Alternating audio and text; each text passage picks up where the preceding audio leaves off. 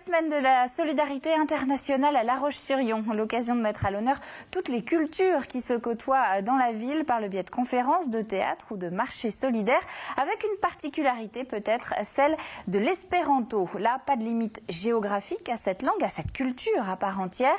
L'espéranto est un outil de communication valable à travers le monde pour peu qu'on s'y intéresse. Carl Laboureux. Ce n'est pas vraiment du français, ni de l'espagnol ou même de l'anglais, c'est un peu tout cela à la fois. L'espéranto est une langue construite à la fin du 19e et qui est aujourd'hui parlée aux quatre coins du monde, certes non officiellement et par un nombre d'espérantistes difficilement quantifiable, mais ce qui en fait sa particularité, c'est avant tout sa facilité d'apprentissage. Le suffixe in, le suffixe id, le suffixe ei, ainsi de suite, pour former les autres mots. Donc vous vous rappelez, on n'a besoin d'apprendre qu'une seule racine pour pouvoir dire cheval, écurie et chevalisto, le cavalier. Une seule racine, on apprend les suffixes. On a une base et après on rajoute des préfixes, des suffixes et on en fait des mots.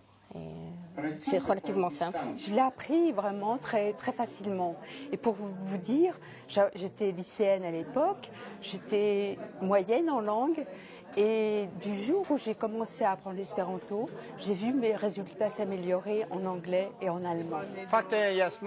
Une langue créée à l'origine autour d'un idéal de paix et de solidarité via un langage international commun.